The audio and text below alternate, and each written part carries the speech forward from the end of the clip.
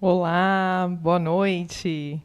Eu, Daniela Oliveira, hoje no comando do programa Momento Inclusão, aqui pela TV Barueri. Bom, é uma honra estar substituindo a Márcia, mas eu sei que ela está ali do outro lado, acompanhando a gente, porque o programa hoje é de extrema relevância. Então, assim, como a Márcia sempre diz, compartilhem, deixem seu like. E enquanto isso, eu vou dar um recadinho antes de apresentar o nosso convidado que a Márcia me deixou aqui incumbida de passar para vocês, é sobre o arraiá da SDPD. Então, assim, para quem está aqui, né, na nossa região, não pode deixar de participar, que vai ser no dia 8/6, sábado agora, das 17 às 22, lá nas dependências da SDPD.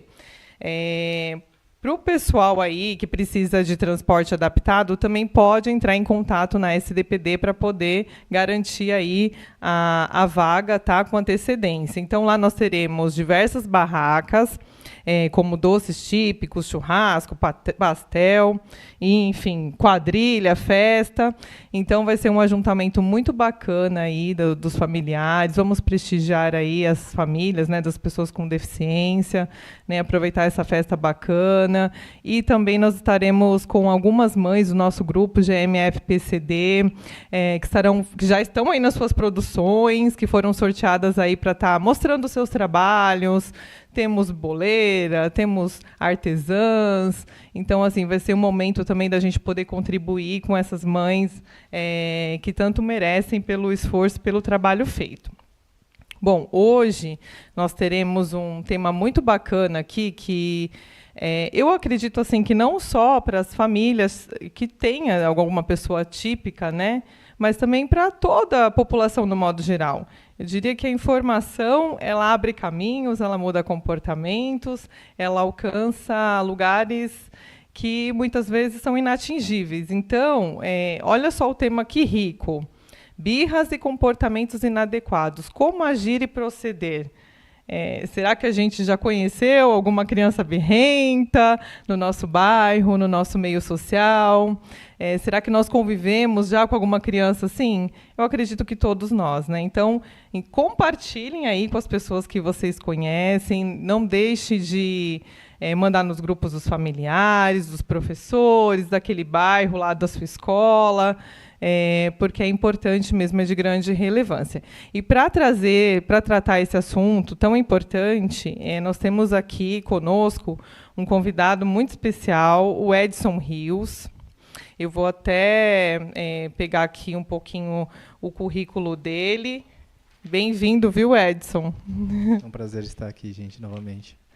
Bom, o Edson ele é psicólogo infantil, especializado em ABA, com experiência em diversos protocolos de intervenção e avaliação, certificado para a aplicação de SCA e PAIF, 11 anos de experiência na área de desenvolvimento atípico. Bem-vindo novamente, eu sei que você já está aqui pela terceira vez, né? Sim, é sempre um prazer estar aqui. Eu adoro ficar aqui conversando com você. Se desse, eu vinha bem mais. Pode vir, no que depender da gente. Bom, eu vou começar com uma perguntinha. Edson, tecnicamente, assim, como que a gente pode definir a birra? Bom, a birra ela é um comportamento que ele existe em consequência de alguma coisa. Então, vamos supor, a criança, quando ela quer acessar alguma coisa, quando ela quer evitar alguma coisa, ela apresenta esse comportamento, que é um comportamento disruptivo. O que eu quero dizer com disruptivo? Né? Aquele comportamento que causa um impacto social. Então, aquele choro que é muito copioso, se joga no chão, quebra objetos, arremessa objetos. Então, ela causa esse impacto social. Né? Uma coisa que é muito interessante falar, que é importante de falar, é que a gente precisa fazer uma distinção entre birra e choro, né? Porque, tudo é birra agora? Não, né? A gente precisa entender que muitas vezes a criança está com alguma questão fisiológica, está com febre, está com dor, está com fome, algum tipo de irritação, e aí sim o comportamento de choro ele se torna relevante por outros motivos. Quando o comportamento ele acontece em função de uma consequência, ela quer atenção, ela quer acessar algum objeto que está sendo negado, eu quero o tablet, eu não posso te dar o tablet agora, então ela começa a chorar.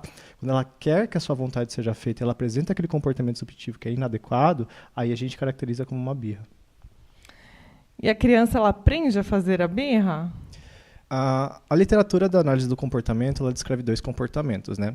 Os comportamentos respondentes, que estão muito mais relacionados à nossa filogenética, ou seja, à nossa espécie. Então, por exemplo, aqui a gente tem vários estímulos luminosos, o nosso olho se adapta a esse estímulo luminoso. Se a gente está com frio, nossa pele, nossos pelos eles vão ficar de pé. Se a gente tem uma situação de perigo, nós vamos produzir adrenalina e ter algum comportamento relacionado a isso. Então, são comportamentos respondentes que já vêm, são da nossa espécie, a gente não aprende. Fora esses, são os comportamentos operantes, e todos eles são comportamentos aprendidos. No caso da birra, o que é que acontece? A criança, ela tem aquele comportamento, né? Ela tem aquele impacto que ela causa na família, no pai, na mãe, em quem estiver ali naquele ambiente, e ela percebe, caso seja reforçado, que aquele comportamento chega a uma conclusão que beneficia ela. Então eu começo a chorar, eu me jogo no chão, eu arremesso esse copo aqui e eu ganho o tablet, eu ganho o que eu estou querendo, eu ganho atenção, eu ganho alguma coisa com isso. E quando ela percebe que há uma relação entre o comportamento apresentado e a consequência, aí ela aprende, né? O próprio cérebro, não estou falando que a criança ela vai fazer isso por manipulação, que ela vai começar a fazer isso de propósito, mas o cérebro ele faz essa relação e esse comportamento começa a se tornar cada vez mais recorrente, começa a ser utilizado. Como se diz, o irmãozinho mais velho também, né? Sempre ensina um pouquinho, né? Os mais novos. A gente sempre brinca assim, né? Sim, a nossa história de vida, ela determina basicamente todos os nossos comportamentos, né? O ambiente onde a gente cresce, as pessoas com quem a gente se relaciona. Então, assim, ter uma interação saudável numa situação de birra, uma pessoa que saiba lidar com isso, saiba interromper essa birra, saiba desacelerar ou desarmar essa birra, futuramente traz muitos benefícios, né? Não é só essa questão de, é a criança, não, é o ambiente onde ela vive também promove muito esse desenvolvimento, essa questão desse aprendizado de comportamentos relevantes. E como que a gente consegue diferenciar a crise da birra? Porque acho que muita gente faz essa confusão. Bom, principalmente são três coisas, né? Primeiro, a birra ela ocorre por conta de uma consequência, ela ocorre por conta de algo que a criança quer, né? A crise já não, a crise é um descontrole mesmo.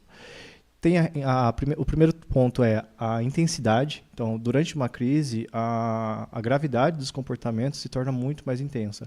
Então, comportamentos retrolesivos de querer bater em outra pessoa ou de se bater se tornam muito mais intensos. Então, é uma situação onde ela pode, de fato, se ferir ou ferir outra pessoa. Ela pode, de fato, quebrar ou destruir alguma propriedade. O choro, ele se torna aquele choro que já perde um pouco a função racional daquele choro, é um choro que é descontrolado. Existe também uma outra coisa que é muito importante, que é o segundo fator, que é a desregulação sensorial. A birra, ela começa a acontecer com um comportamento de aceleração, né? Então você começa a chorar, você começa a se movimentar de uma forma mais rápida, e isso faz com que o seu organismo produza algumas substâncias, como por exemplo o cortisol, que é a substância relacionada ao estresse, a adrenalina, a norepinefrina e algumas outras substâncias que são neuroativadoras. Quando você inunda o seu cérebro com essas substâncias, a sua capacidade de manter o controle, de se manter apto a se tornar racional, a tomar uma decisão, é muito menor. Então, quanto mais próximo do pico dessa birra, quanto mais próximo do pico da sua aceleração comportamental, mais substâncias você tem neuroativadoras, menor é a sua capacidade cognitiva. Então, menor é a sua capacidade de tomar decisão. Então, assim, começa com uma birra, que essa birra vai produzir algumas substâncias no seu organismo, e essas substâncias elas vão provocar uma desregulação sensorial. O que eu quero dizer com isso? Desregulação sensorial, né? Nós temos nosso aparato sensorial, nós temos nossa pele, nosso tato, né? Nossa audição, nossos olhos, e tudo isso ele capta informações desse ambiente. Então aqui eu estou sobre efeito de luzes, eu estou sobre efeito da temperatura e várias outras coisas que estão sendo apresentadas a mim aqui o tempo todo. Quando existe uma alteração sensorial, existe uma hiperreatividade a esses estímulos. Então, uma criança que ela começa a se desorganizar devido a essa quantidade de substâncias neuroativadoras, essas reações, essas sensações que ela tem desse ambiente se tornam muito intensas. Isso causa um desconforto muito grande, né? Causa uma crise sensorial. O que a gente recomenda nesse caso, inclusive, é tentar trazer a criança para um ambiente mais controlado, com um ruído mais controlado, com uma quantidade de luz mais baixa, com menos objetos, menos coisas ali aí que ela possa ficar sob controle e que, principalmente, numa situação de crise, evita ficar conversando. Ah, fica calmo, vai passar, tá tudo bem. Numa situação de crise, quanto mais você fala, mais estímulo você está inserindo naquele organismo e mais ele vai ficar irritado, né? Então, eu falei esses 3 elementos, né, que é a questão da consequência, da intensidade e da questão do transtorno de processamento, né? Então, essas são as 3 diferenças, né? A birra, ela tem uma consequência específica, já a crise não tem, e a crise ela tem esses 2 outros aspectos, que é a intensidade, que é muito maior, e o processamento sensorial, que fica desestabilizado. Bacana. O entorno dessas crianças, né, os familiares, os professores, os profissionais que acompanham, nós podemos fazer isso involuntariamente, reforçando esses comportamentos? Claro, e é muito comum isso acontecer, né? Nem todo mundo tem esse conhecimento do que é uma birra, o que acontece durante a birra, o que reforça a birra, o que aumenta a probabilidade dessa birra acontecer. E o que na maior parte das vezes acontece, principalmente na geração atual, é o uso de telas, né? Então a gente acaba utilizando muito essas telas para acalmar essa criança. Então a gente sabe que a criança começa a apresentar o primeiro resquício de birra ali, toma aqui um celular. É como se fosse um cala-boca, sabe? Toma aqui, fica quietinho. E deixa a gente aqui ter uma interação social mais estabilizada. Isso acontece com muita frequência. O que acontece? O que começa a acontecer? A relação entre o comportamento de birra com a obtenção de um estímulo que é reforçador, um estímulo que é prazeroso para essa criança, começa a se tornar condicionada. Ela começa a aprender isso. Então, ela começa a utilizar a birra como uma forma de comunicação ativa. Ela começa a fazer a birra com bastante frequência para chegar a essa conclusão, para chegar ao objetivo que ela quer acessar aquele reforçador, acessar o tablet, a tela que ela quer. Então, sim, a gente acaba reforçando bastante esses comportamentos. É muito frequente. Tem uma idade específica para ativar esse comportamento numa criança? Ou Você diz a birra acontecer? Isso. Não tem uma idade específica.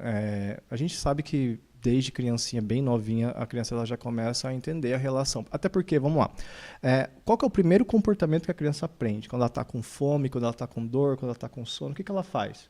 Chorar. Ela chora. Então, ela aprende que existe uma relação, logo desde cedo, entre o choro, entre esse comportamento que é disruptivo, com a obtenção de atenção, com a obtenção de coisas que ela está precisando naquele momento. Então, assim, é a primeira forma de comunicação que ela tem.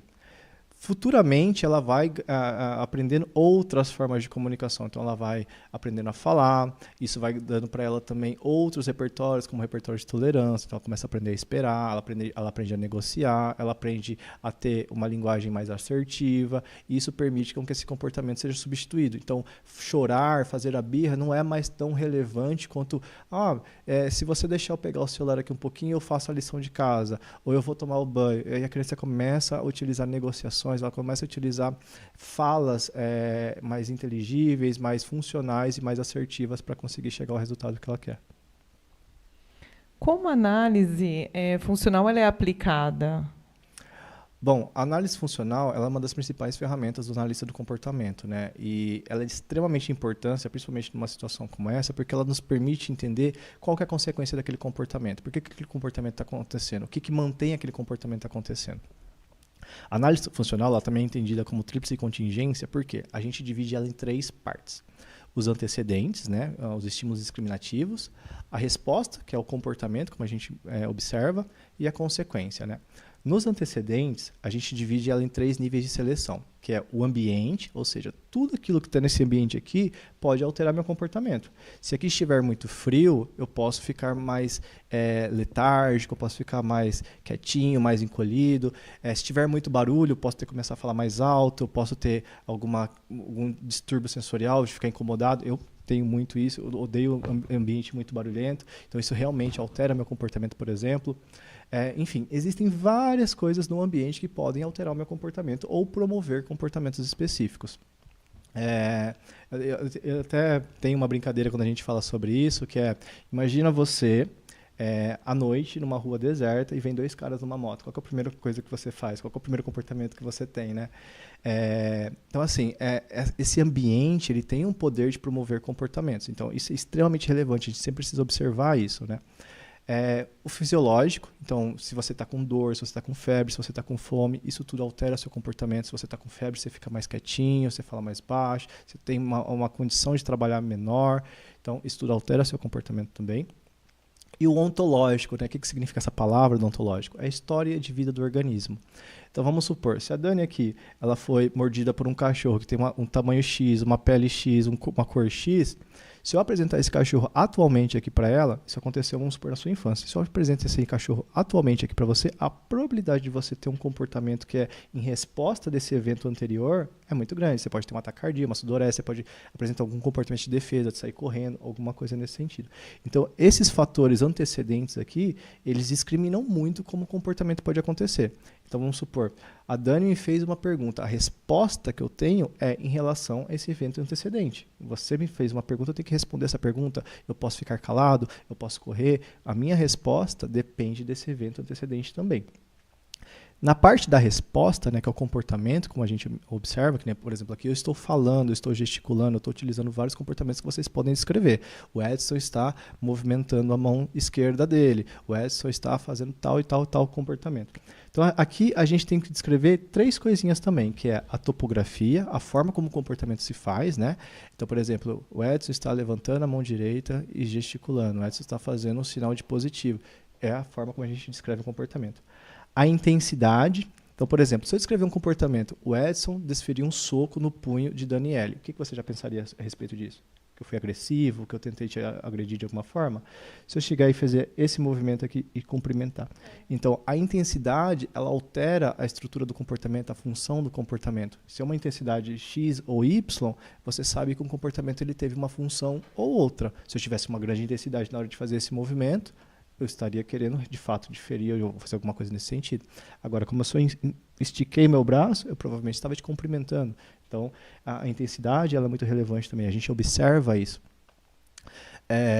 Outro detalhe importante é a frequência, né? Com que frequência esse comportamento acontece? Se ele acontece numa frequência muito baixa, provavelmente é um comportamento que não é tão relevante, não tem uma relevância social, que não é tão interessante naquele momento, ou que a criança ainda não tem habilidade para realizar aquele comportamento. Se é um comportamento que acontece com uma frequência muito alta, já é provavelmente uma criança que já está passando por uma certa ansiedade, que está, enfim, que precisa acessar aquilo, que ela está muito interessada em acessar aquela consequência.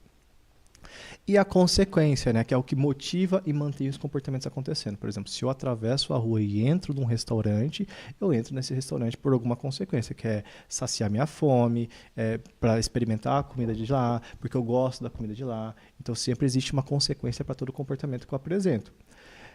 As consequências, elas existem inúmeras consequências, são muitas consequências específicas, mas a gente consegue definir 4 principais consequências, 4 principais categorias de consequências, que seria a atenção. Esse é um comportamento muito relevante, uma consequência muito relevante para a situação de birra. Então, tem até alguns vídeos, se você jogar na internet birra, tem um vídeo de uma criancinha, que eu acho muito interessante. Ela está fazendo uma birra, chorando bastante, olhando para o pai, se jogando no chão, aí o pai pega e sai desse cômodo e vai para o outro. E só atravessa a parede assim, né?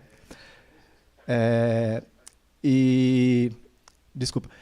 E aí a criança para de fazer o comportamento e vai até o pai. Na hora que ela vê o pai, ela volta a fazer o comportamento novamente. Então, assim, a birra dela estava sendo mantida completamente por atenção.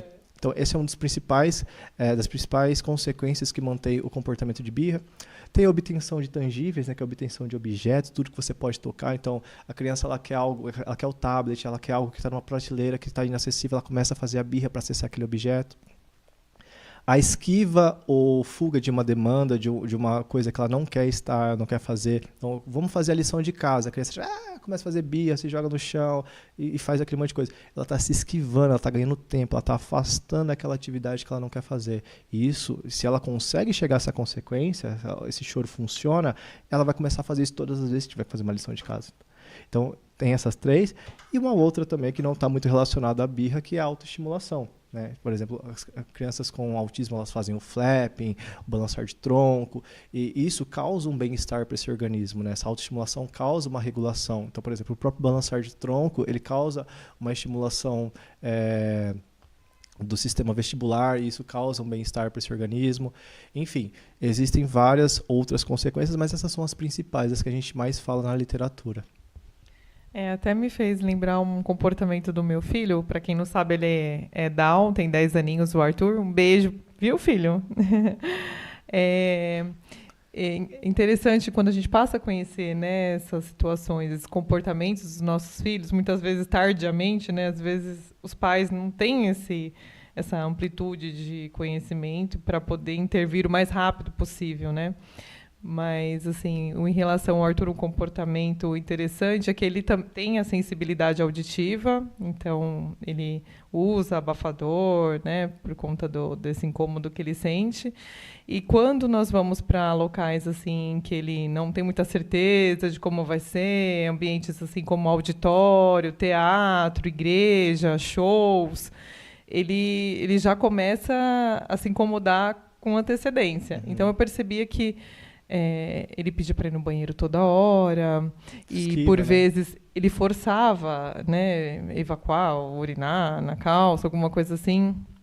Então, hoje, conhecendo esse comportamento dele, eu já antecipo, né, para que ele se tranquilize, para que ele saiba que ele vai ficar num local confortável, distante do palco, com o fone dele de ouvidos. Então, a gente vai conversando. Hoje ele tem essa maturidade também para conseguir superar esse incômodo dele. Né? Não diria nem que entra na categoria birra, mas como você falou sobre comportamentos, né, em relação a tudo que envolve ali o ambiente, eu lembrei desse comportamento dele. Então, hoje a gente está conseguindo administrar um pouquinho essa situação quando a gente precisa estar em ambientes assim, né? O DSM-5, né, que é o Manual de Estatística de Distúrbios Mentais, ele já inclui o transtorno do processamento sensorial como uma das características de muitos transtornos específicos. O autismo, o síndrome de Down, já está presente, não como comorbidade, mas já incluindo dentro do próprio diagnóstico, em vários distúrbios específicos. Então, assim, o que você acabou de observar, se você faz uma análise funcional, você identifica que esse comportamento que ele estava apresentando, por exemplo, era um comportamento de esquiva. Ele, por não se sentir bem com os estímulos daquele ambiente, o ambiente lotado, com muitos estímulos, muitos ruídos, ele apresentava um comportamento que o permitia se afastar daquilo. Então, essa é uma das principais ferramentas. E um cuidador que consegue compreender esses aspectos da análise funcional e consegue aplicar isso na hora de observar o comportamento da criança, ele tem muito mais controle sobre esse comportamento. Como você mesmo falou, existem várias estratégias que a gente consegue utilizar para evitar que esse comportamento venha a acontecer ou até mesmo reduzir ou extinguir esse comportamento. Bacana, eu sei que tem muitas perguntinhas aqui no chat. Deixa eu dar um oi aqui para a galera, né? Bom, temos aqui, óbvio, né, a Márcia. Um beijo, Márcia. A Agna, que está aqui com a gente também, me ajudando nos bastidores. Temos também aqui na plateia o Felipe, como sempre. Bem-vindo, viu, Felipe? Se tiver perguntinha, pode fazer. Obrigado. Tá funcionando aí? Oi. Obrigado. Simone Santos, boa noite. Celso, Ricardo, meu marido, beijo. Edilene Ribeiro, Regiane, Márcia Gomes, Adriana Alves, olha quanta gente. Danilo Criscuolo, Viviane Tavares, Gláucia Santos, Celi, Elaine, Márcia Gomes, Viviane, isso é muito importante. O assunto abordado é exatamente a fase que eu estou passando, a Cícera Pimentel. Beijo, Cícera. Qual a importância de se evitar os estímulos negativos para controlar a birra? O Celso Ricardo perguntou. Estímulos negativos, ficou um pouco confuso. O que você quer dizer com estímulos negativos? Qual a importância de se evitar estímulos negativos para controlar a birra? Bom, imagino que estímulos negativos que ele está falando são esses estímulos ambientais, né? Durante a birra, os estímulos ambientais, eles não necessariamente são tão influentes como numa situação de crise. Na situação de crise, esses estímulos ambientais são muito mais influentes, até porque causam uma desorganização sensorial. No entanto, existem sim alguns estímulos ambientais que promovem a maior intensidade dessa birra, a maior duração dessa birra e, inclusive, a variação dessa birra, né? que é, por exemplo, se a criança está emitindo uma birra num ambiente que é público, a probabilidade dela conseguir atenção e causar uma comoção e ganhar o que ela quer, por exemplo, ela está numa gôndola do mercado, ela está no shopping, ela quer um brinquedo, o pai fala não. A criança ela começa a se jogar no chão e as pessoas começam a olhar aquilo. Então, esses estímulos ambientais, eles podem se tornar fatores que vão aumentar a intensidade, aumentar a variação. E quando eu falo variação, começa com choro e depois vai se tornando comportamentos cada vez mais complexos. Começa com choro, começa a se bater, começa a se morder, começa a querer quebrar as coisas. Então, há uma variação desses comportamentos a fim de chegar a esse resultado. Então, assim, a necessidade desse controle ambiental ela é muito importante, mediante a situação que você verifica na consequência. Se a consequência é a atenção, controlar o ambiente é muito importante. Se a consequência é obter o objeto, controlar esse objeto, se manter firme em relação ao que você se colocou a fazer é muito importante. Mas, enfim, esses estímulos que você está falando, eles não são tão influentes como numa situação de crise, mas sim são influentes. Talvez também, acredito que ele esteja falando sobre falas negativas. Você faz isso porque você é um mal educado. Quando você faz isso, além de você promover um mal-estar na criança, ela vai internalizar aquilo, vai achar que ela é ruim, que aquilo é ela, não que ela é aquilo. Você ainda acaba reforçando, porque você está dando atenção para ela. Enquanto ela está, vamos supor, se a criança ela quer causar um impacto social, ela quer causar uma disrupção naquele ambiente, se você mostra para ela que você está afetado com aquilo, então você acaba reforçando, aumenta a probabilidade desse comportamento continuar acontecendo. Então vamos supor, a criança está fazendo a birra, está chorando porque ela quer te incomodar. E você fala, não estou gostando do que você está fazendo, essa birra que você está fazendo está muito ridícula, que não sei o quê. Ela vai aumentar a probabilidade de ela fazer essa birra. O comportamento dela vai ficar cada vez mais intenso, porque ela quer causar esse incômodo. A birra, como eu falei, a birra, diferente da crise, ela tem essa condição da consequência, ela faz por conta da consequência. Se ela quer uma atenção, você está dando atenção para ela, aumenta a probabilidade e a intensidade desse comportamento. Ela tem um pouco mais da consciência do que a criança ou uma pessoa em crise. Não tem tanto essa consciência, né? Correto. Bom, nós vamos ter que chamar aqui, dar uma pausa para os comerciais e já voltamos.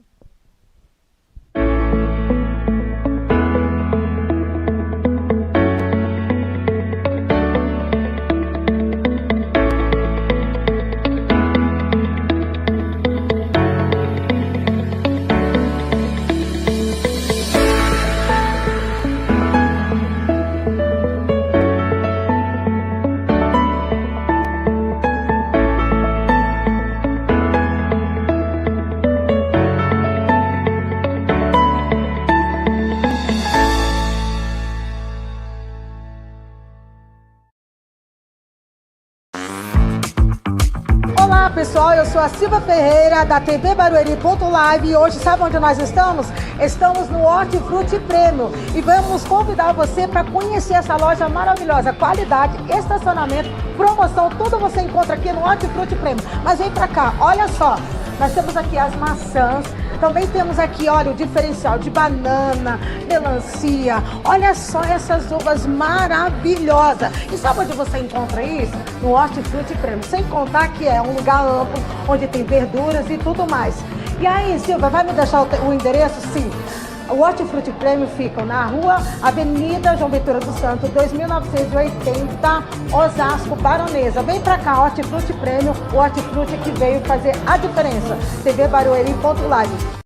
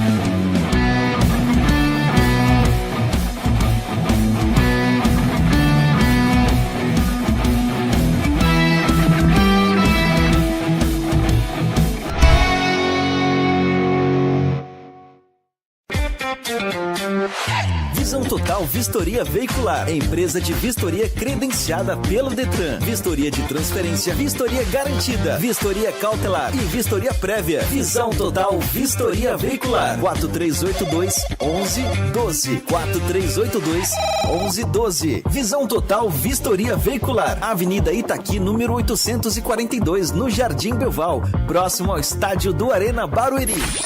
Visão Total Vistoria Veicular. Meus amigos, aqui no canal TV Barueri, primeiro quero agradecer a sua audiência e te fazer um convite para compartilhar, para curtir e para comentar aqui na nossa live. Nós temos muitos outros programas e eu fico muito feliz com a sua audiência. Obrigado.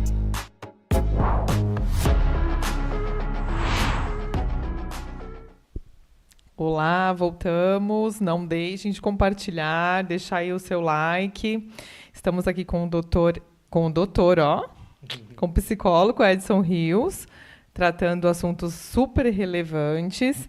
E nós falamos aqui no chat com algumas pessoas, ainda ficaram algumas perguntas pendentes, mas nós vamos resgatar aqui, tá? Fiquem tranquilos. Eu não fiz a minha descrição de imagem, nem o doutor fez a dele, então eu vou me retratar aqui. Eu estou de roupa verde, sapato vermelho, pele branca, e tenho 41 anos. 42, brincadeira. Agora o doutor pode falar, Edson? Eu estou usando uma calça azul, sapato marrom. Eu estou usando uma camisa branca, um blazer areia. Tenho cabelo preto, pele branca e uso óculos. Deixa eu já engatar aqui a pergunta da Márcia. Edson, como pais podem, por exemplo, reduzir o uso do tablet e diminuir esta birra?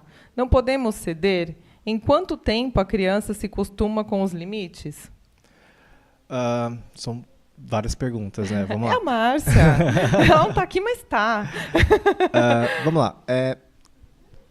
O tablet, ele é um estímulo muito complexo. Ele promove muitas sensações nesse organismo. Então, assim, se a criança está jogando um jogo que é de ação, ele vai produzir uma quantidade de adrenalina, uma quantidade de norepinefrina, vai gerar muita dopamina nesse organismo.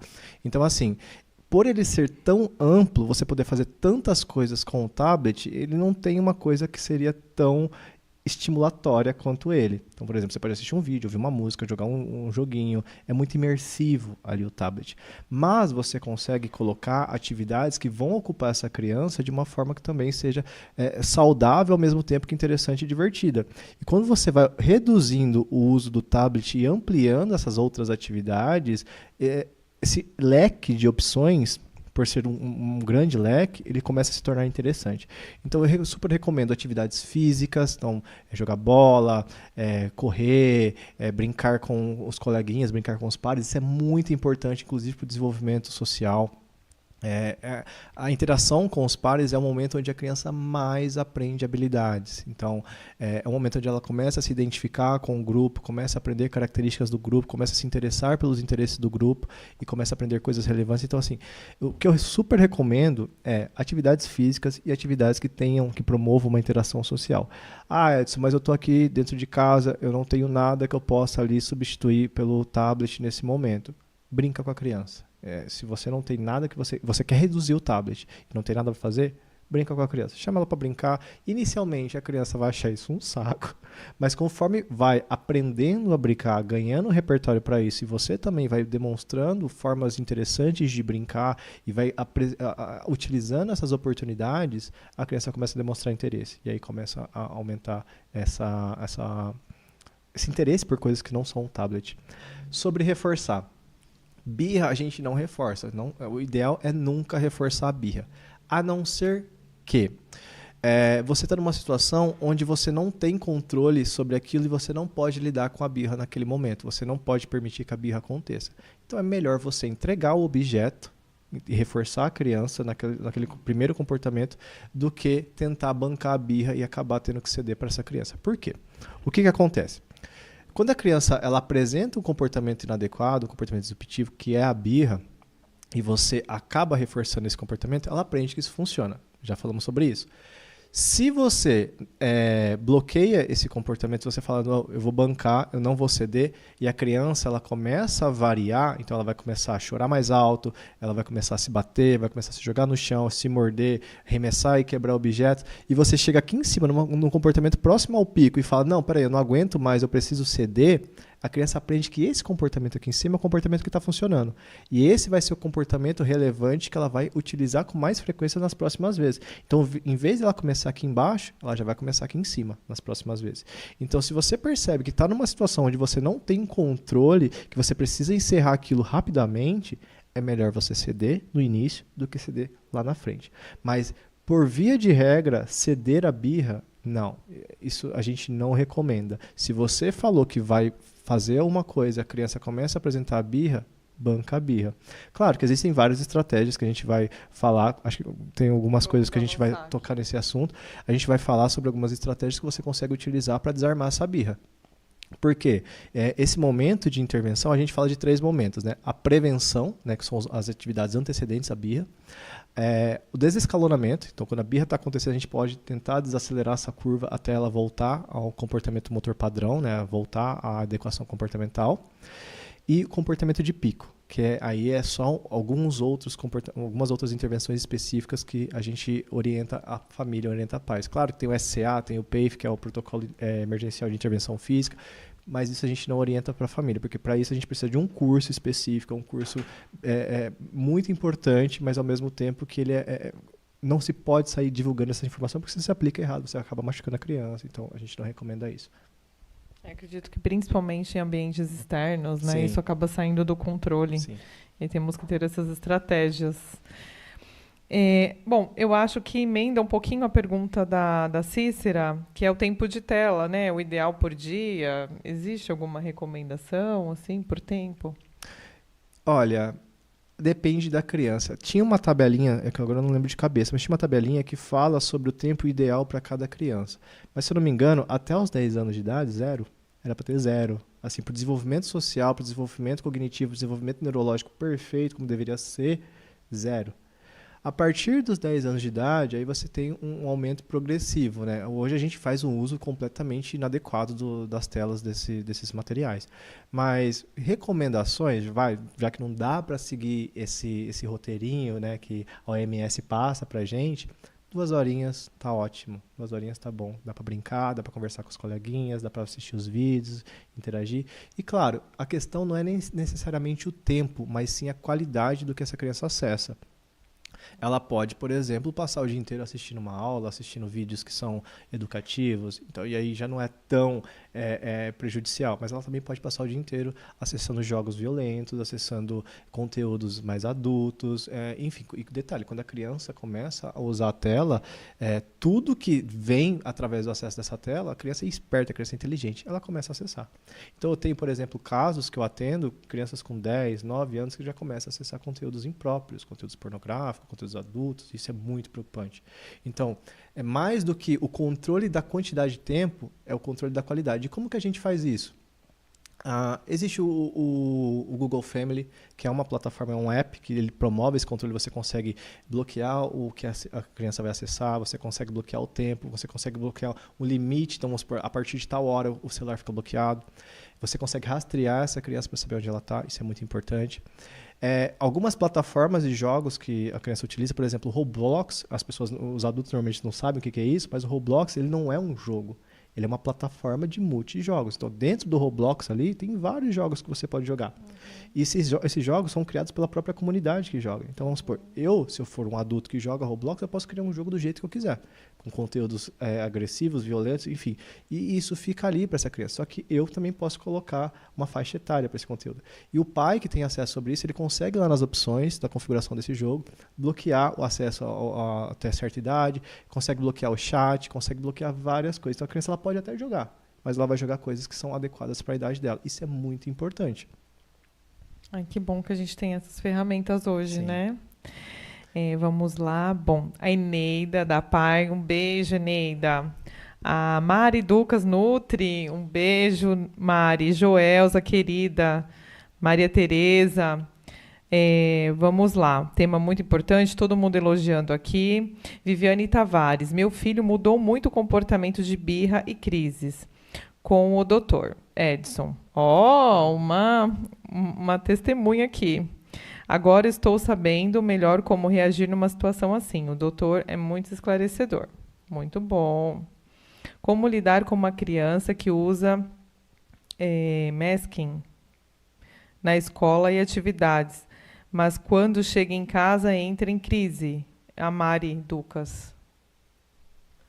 Bom, provavelmente ela está discriminando o ambiente, né? Ela deve ter recebido algum tipo de treino ou o ambiente promoveu a possibilidade dela fazer o masking, né? O masking é você conseguir mascarar aquela sensação, aquele incômodo, aquela coisa que está ali promovendo aquele comportamento. E já dentro de casa, por ser um ambiente mais confortável, um ambiente mais acolhedor, ela se sente mais à vontade para apresentar esses comportamentos. Se for uma criança que tem uma condição cognitiva melhor, que ela consegue entender, conversar com essa criança, ensinar essa criança formas dela lidar com isso dentro de casa de uma forma adaptada, adequada, mais saudável, ok. Agora, se é uma criança com uma capacidade cognitiva menor, ou porque tem alguma questão de intelectual, ou porque tem uma idade mais jovem, aí que a gente recomenda são intervenções comportamentais específicas, estratégias de desescalonamento, estratégias antecedentes e estratégias de intervenção comportamental propriamente dita para a gente ensinar essa criança formas alternativas e mais saudáveis do que o comportamento anterior. Lembrando que, detalhe, em algum momento esse comportamento ele precisa ser externalizado, né? Então a criança ela precisa pôr para fora aquela situação que está causando algum tipo de desconforto. Só que existem formas saudáveis que a gente consegue fazer isso. Por exemplo, tem crianças que têm uma necessidade de projetar agressividade em alguma coisa. Então, colocar para fazer uma luta, colocá-la para descarregar isso num saco de pancada, de uma forma mais saudável, mais adequada, onde ela não cause uma comoção ambiental, não cause um comportamento disruptivo, ou até mesmo possa se ferir, ou ferir outra pessoa, ou destruir alguma coisa do ambiente. Bacana. Leandro Zamarian. Moramos em Barcelona e acho que o tio Edson ainda lembra do Luca. Seu ex-paciente. Claro, claro. Luca está com hiperfoco no videogame e tirar ele de lá é complicado entrando em crise. Ótimo. Como fazer essa transição? Bom, a primeira coisa que eu recomendo é uma estratégia que a gente chama de fading out, né? Ele tem esse nome porque é um esvanecimento, você vai reduzindo. Existem algumas coisas que você pode fazer. Então, por exemplo, você pode começar a reduzir o brilho da tela progressivamente até ficar desinteressante continuar jogando, ficar muito difícil. Você consegue reduzir o volume da tela. Você também pode utilizar algumas estratégias de previsibilidade. Então, você pode utilizar um quadro de rotinas. Você tem tanto tempo para jogar videogame, depois você vai fazer essa atividade, depois você pode fazer mais essa outra atividade, aí depois você pode jogar mais um pouquinho de videogame. Então, ter essa rotina previsível vai permitir que a criança saiba quando que ela vai poder acessar e por quanto tempo ela vai poder acessar. O uso de aparato visual, como por exemplo timer, ampulheta, isso causa uma previsibilidade no organismo, porque o que acontece é que se você precisa encerrar algo que a criança está ali e que está causando bastante prazer para essa criança, ela vai ficar irritada, assim como eu, assim como você ficaria irritada, né? Então, vamos supor, você está num filme ali, está assistindo, está no cinema, está passando a cena de ação mais interessante, e eu pego e tiro você daquela situação. Você não vai ficar bem com aquilo, você vai ficar irritada. Então, quando eu chego para você e falo, olha, mais 10 minutos, mais 20 minutos, você já começa a se programar, o seu organismo já começa a reduzir a produção dessas substâncias para você lidar com aquela situação. Então, na hora que você precisa retirar, é mais fácil. Não estou falando que não vai acontecer a birra, mas é muito mais fácil. Negociações também é interessante. Então, a gente vai jogar por tanto tempo, se você topar, fica bonitinho, na hora que a gente encerrar você não apresentar birra, daqui tantas outras horas eu deixo você voltar a jogar por mais tanto tempo. E a criança vai começando a se adaptar a esse comportamento e aos poucos você vai reduzindo esse acesso. Não dá pra você chegar de uma hora para outra e falar, a partir de amanhã só 2 horas você vai poder jogar videogame. Não, você tem que reduzir aos poucos. Muito importante, hein? Essas informações. Lucilene Maria, eu queria saber o que eu posso fazer além do que eu faço e falo e não resolve nada, né? Meu filho tem birra, teimosia, muito difícil Uma solução para mim, por favor. Ela está desesperada. Bom, primeiro eu tenho que entender o que é isso que você faz, né? Mas pelo que eu entendi, você conversa bastante com essa criança, né? Primeira coisa, como eu falei, avaliar esse comportamento, entender o motivo desse comportamento. Qual que é a consequência dessa birra que essa criança está apresentando? Ela quer sua atenção? Ela quer que você fique ali conversando com ela, brigando com ela? Porque isso também pode vir a acontecer. Ou ela quer acessar algum objeto? Ela quer acessar ou evitar alguma coisa? Então, vamos supor, você vai colocar para fazer lição de casa, vai colocar para tomar banho, e ela começa a apresentar esse comportamento. Então, assim, você primeiro precisa entender o que ela quer, o motivo dessa birra estar acontecendo. A primeira coisa que a gente faz é essa análise funcional. Lembra lá das 3 passinhos? Avaliar os antecedentes, avaliar a resposta e a consequência. Quando você consegue fazer essa avaliação, fica mais claro, aparece um quadro ali na sua frente explicando o que essa criança está fazendo, o que ela quer, por que ela está fazendo essa birra. Aí você já tem uma possibilidade de ter uma intervenção mais assertiva. E para cada uma dessas consequências, a gente recomenda uma orientação específica. Então vamos supor, a criança está apresentando a birra porque ela quer algo que ela pode acessar. Então, vamos supor, que é um brinquedo que está ali numa prateleira e ela está pedindo para você, você fala, espera um pouquinho. E ela começa a chorar, a fazer a birra, porque você não deu aquilo imediatamente, mas você pode dar, você vai dar aquilo para ela. O que a gente orienta, por exemplo, é utilizar uma estratégia de DRA, né, que é reforço diferencial de comportamentos alternativos. O que significa isso? É utilizar uma resposta, é reforçar uma resposta dessa criança, ensinar ela uma resposta que seja mais adequada do que a resposta anterior. Então, em vez dela chorar, ela vai apontar, ela vai fazer algum gesto para conseguir adquirir aquele item, ela vai negociar, ela vai pedir de forma vocal, ela vai fazer um comportamento que seja alternativo e mais adequado do que a birra. E aí você começa a reforçar esses comportamentos alternativos e aos poucos a criança ela vai entendendo que esses comportamentos são mais relevantes e que esses comportamentos de fato garantem a ela o que ela quer. E ela para de fazer a birra. O que acontece em relação à birra é que quanto maior a probabilidade dela ganhar algo através da birra, maior a probabilidade da birra acontecer. Então assim, quanto mais ela faz a birra e mais você cede, maior a frequência da birra. Muito importante negociar. Isso funciona muito lá em casa. Sim, mas de forma antecedente. Negociar durante uma decreção cognitiva. Então, a criança está perto de pico, ele está bem brava. E você fala, não, peraí, se eu fizer tal coisa... Você, além de reforçar o comportamento inadequado, você está perdendo a criança, porque ela está num momento onde ela não está apta a negociar. Então, vamos supor, a criança está já destruindo a casa e você pega e fala, olha, se você tomar banho, depois eu deixo você jogar o videogame que você quer. Ela não vai querer tomar banho e você fazer aquela negociação ainda vai piorar tudo. É que nem, por exemplo, você está brava, aconteceu uma briga de trânsito ali, eu pego e falo, fica calma. Você vai ficar calma? Não, você vai ficar mais irritado. Então, é a mesma coisa que acontece com essa criança. Então, existe um momento ideal para você fazer uma negociação. Acho que temos um papai orgulhoso aqui te assistindo. Um beijo grande, viu, Sr. Edson? Filho aqui, profissional de qualidade. A Márcia está dizendo que o Edson vai ter que voltar, porque como nós já prevíamos, né, nem chegamos à metade aqui do nosso script. Temos aqui também o nosso querido Felipe, que vai querer falar um pouquinho também. Vamos ver a hora que for direcionar a câmera para você, a gente dá oportunidade, tá, Felipe? No caso assim das crianças não verbais, isso tem uma gravidade maior, é um pouco mais complicado? Vamos lá. Falar uma coisinha antes para a gente tocar nesse assunto. Quanto maior for o repertório dessa criança, quanto mais habilidades ela tiver para utilizar além da birra, maior a probabilidade dela não apresentar a birra, certo? Só que uma criança que não fala, ela vai fazer o quê? Além da birra. Porque ela já não consegue falar, tem uma dificuldade de falar. Se tem dificuldade de falar, também tem uma dificuldade de entender. Então, a gente utiliza alguns aparatos de comunicação alternativa ou aumentativa, como, por exemplo, tem o PEX, tem o POD, que são livros de troca de figura. Então, a gente começa a ensinar a criança através desses livros, a criança ela começa a se adaptar a essa rotina do uso desses livros, começa a entender que existem formas alternativas que são mais funcionais, que garantem, de fato, o que ela está querendo acessar, e ela já começa a alterar esse comportamento, esse condicionamento da birra, começa a ficar mais esvanecido, né, até chegar perto de uma extinção, e ela começa a aprender novos repertórios. E tem um detalhe muito importante. O desenvolvimento infantil, o desenvolvimento no geral, ele é sempre como uma escadinha, né?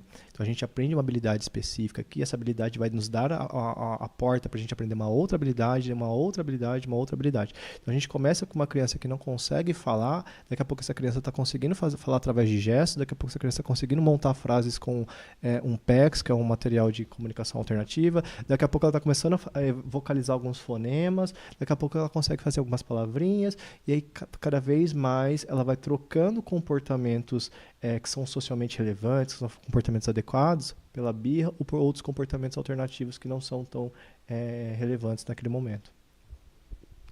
Ok. E assim, nos dê alguns exemplos assim, de como não ceder às birras. Isso é muito interessante falar, né?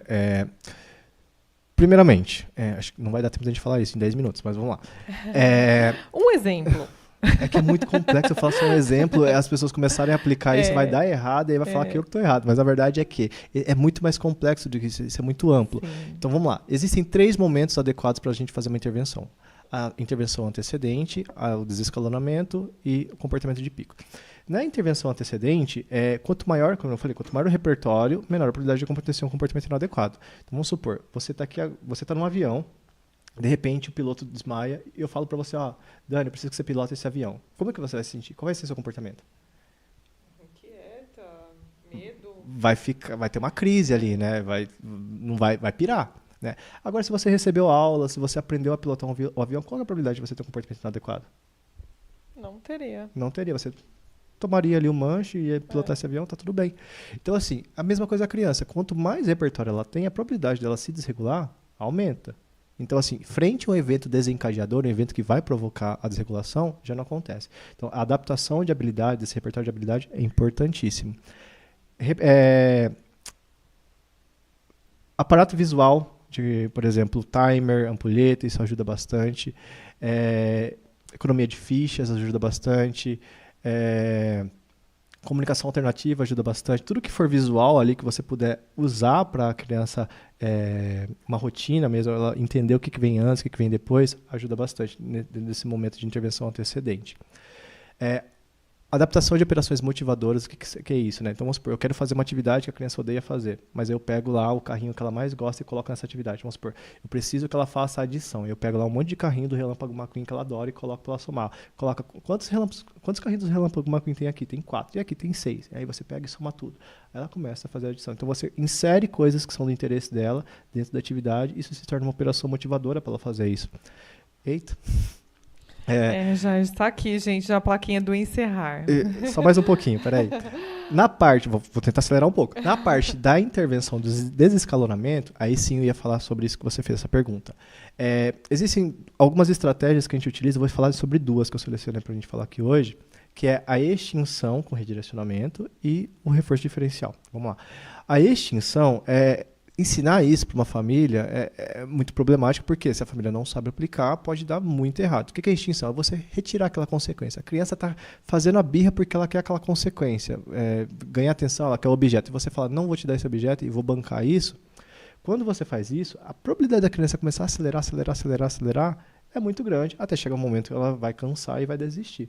Então, só fazer extinção propriamente dita não funciona. A gente tem que fazer extinção junto com o redirecionamento. Então, a Dani está aqui do meu lado, se jogando no chão, fazendo a birra. Eu vou ignorar a Dani? Não. Se eu ignorar a Dani, ela pode se machucar, ela pode fazer, enfim, N outras coisas aqui que pode ser prejudicial para a saúde dela, para a qualidade de vida dela. Então, enquanto eu estou aqui com a Dani, sem olhar nos olhos dela, porque a ideia é não dar atenção pro comportamento, mas eu ainda estou dando atenção para a Dani. Eu começo a falar com a Dani sobre outra coisa. Olha, Dani, o que tem ali? Que legal. Vamos brincar com aquele brinquedo? A partir do momento que a Dani para de apresentar esse comportamento e engaja naquilo que eu estou apontando para ela, eu consigo redirecioná-la, aí eu volto a dar atenção para a Dani. E isso, Dani, vamos lá, vamos brincar. Mudou o foco, né? Muda o foco da criança. Quando eu posso oferecer algo que a criança quer e ela está apresentando um comportamento inadequado para receber aquilo, a gente usa o reforço diferencial de comportamentos alternativos que eu falei. A gente ensina um comportamento alternativo mais relevante e menos inadequado que o anterior. E ela começa a aplicar aquele comportamento. E a gente reforça. Então, a gente pode entregar. Existem várias outras estratégias. Numa situação de pico, agora passando para outro detalhe, o que a gente orienta a família é só garanta a segurança dessa criança e do ambiente. Então, qualquer outra pessoa que está passando ali. Vamos garantir essa segurança, vamos levá-la para um ambiente mais controlado, com luz mais reduzida, com menos ruído, e vamos ficar com essa criança. Não adianta ficar conversando, é pior. Não, a ideia é só você ficar presente naquele ambiente, evitando que essa criança faça algo pior, não conversa. Se possível, coloque algum estímulo ali que seja... que acalma essa criança, uma música calma. Algumas pessoas usam aromaterapia, então aplica ali, borrifa um pouquinho de óleos essenciais ali que vai causar um conforto, vai causar uma sensação de aconchego. Você também pode começar a fazer um procedimento de respiração, parar na frente da criança e começar a respirar lentamente. Isso acontece, inclusive, em situações de crise de ansiedade. É a mesma coisa. Você falar com uma pessoa que está em uma situação de crise de ansiedade, que está ali inundada de várias substâncias neuroativadoras, como cortisol, a epinefrina, a adrenalina, não vai funcionar. Essa pessoa ela vai estar com um rebaixamento cognitivo muito grande. Então, ela não vai conseguir entender o que você está falando, não vai conseguir se acalmar sozinha. Então, você fazer um procedimento de respiração, parar, sem ficar conversando muito com essa pessoa, só respirar, é a mesma coisa para a criança. Você consegue desacelerar ela muito mais rápido. E detalhe, um comportamento de pico ele não consegue se sustentar por muito tempo, porque o corpo está inundado com esse monte de substâncias que vão causar uma tensão muscular, que causam cansaço, a taquicardia também vai causar esse cansaço, então ela não consegue sustentar por muito tempo essa crise. Em algum momento ali, por volta de no máximo 20 minutos, ela começa a desacelerar. E aí você pode voltar e conversar com a criança. Mas depois, nunca durante a crise e nunca tão rápido também. Espera ali uns 20, 30 minutinhos, quando a criança ela já se restabeleceu, já retomou o comportamento ideal, e aí você conversa sobre o que aconteceu. Edson, você respondeu em tempo recorde. Acho que daria um programa inteiro, né? Esse fechamento. Eu achei fantástico. Daria para falar muito. Acho que assim, 1 hora só para falar sobre intervenções, procedimentos antecedentes, prevenção. Acho que é um programa, um tema para um programa inteiro, né? Sim. E é muito importante. Fê, quer encerrar falando alguma coisa aí do resuminho, o que você entendeu, interagir com o doutor? Gostaria. Bom, Edson Rios, né? Muito esclarecedor a sua fala, e eu gostaria de deixar aqui, principalmente para o nosso público, algumas ressalvas de crise versus birra e crise versus equipamentos de tecnologia. Acho que 2 pontos que a gente poderia tocar, né? Que a birra é o comportamento de aceleração decorrente de substâncias neuroativadoras causando a desregularização sensorial, certo? A crise ela tem a intensidade maior e o processamento sensorial destabilizado e tem a condição de consequência. Sim. A birra versus equipamentos de tecnologia, que a gente vê que a maioria hoje cresce sobre telas, né? E a nossa geração acho que não teve menos disso. E eu acho que a consequência da criação sobre equipamentos tecnológicos, sobre telas, tem também essa consequência desse comportamento de birra. Então, diminuir o tempo de tela da criança por consequência da birra. A experiência imersiva em telas em exacerbação pode ser um dano moral, um dano mental, diga-se, né? E para o desenvolvimento social é necessário mais interação com pessoas, como atividades físicas e interação social com parentes próximos. Pares, eu falei pares. Pares próximos, né? Pares que eu falo crianças da mesma idade, pessoas da mesma idade. Sim, claro. Também é importante esse tipo de interação, né? E a previsibilidade de uso de telas e alternâncias de telas entre outras atividades. Ou seja, ela pode usar a tela, mas não ficar somente na tela. Sim. E sim ter interação com pessoas, com outras atividades que elevam o neurodesenvolvimento, né? E fases para cuidado da birra, prevenção, o desescalonamento e o comportamento de pico, né? Que essas fases da birra. E para entender as fases da birra tem também os antecedentes, as respostas e as consequências. Que isso são análise funcional. Que isso é dado pela análise funcional, né? Como você disse, para entender as consequências de tudo isso que está acontecendo. Bom, é isso. Obrigada, Felipe. Muito bom. Doutor, para encerrar, passa seus canais aí. Das 2 últimas vezes que eu vim, contatos. eu sabonetei nessa parte. Então vamos lá. O consultório fica na Rua Adelino Cardanã, 293, sala 510. Ó, agora eu lembrei certinho. O telefone para contato é o 978363436. E a página do Instagram, atualmente a gente vai trocar esse @, então talvez, acho que vai ficar difícil de acessar. Mas é o PSI_IC, né? Que é o PSI_IC. IC de intervenção comportamental. Consultório aqui em Barueri mesmo? Sim, fica atrás do ginásio poliesportivo aqui atrás. Ah, pertinho. Sim. Muito bom, agradeço. Bom, tem um quiz aqui rapidinho. Antecipar comportamentos inadequados é? Extremamente importante e relevante, né? Se você consegue fazer isso, você consegue evitar que eles aconteçam e, portanto, a probabilidade deles acontecerem futuramente é bem menor. É necessário intervir quando? Sempre, né? A intervenção ela não é somente um momento quando a crise já aconteceu. Se você faz uma intervenção estimulatória, você consegue garantir repertório para essa criança. Então, a intervenção ela não necessariamente depende da crise, depende da birra. Nunca faça. Reforçar comportamento inadequado. Um mito? Aba é robotizada. Aba é aquela coisa de ficar na mesinha o tempo todo. Não é nada disso. É muito mais lúdico, muito mais amplo, como vocês puderam observar. É muito mais do que isso, muito mais do que essa visão deturpada que as pessoas criaram a respeito de aba. Uma verdade? Essa é um pouco difícil. Tem muitas verdades. Bom, mas com a intervenção adequada, o desenvolvimento social, o desenvolvimento saudável de uma criança é muito mais provável, principalmente se essa intervenção ela acontece logo nas primeiras fases. Edson Rios, obrigada pela presença. E obrigada aí à audiência, que foi fantástica. E tenham aí um ótimo final de semana. Até semana que vem. Beijos. Obrigado.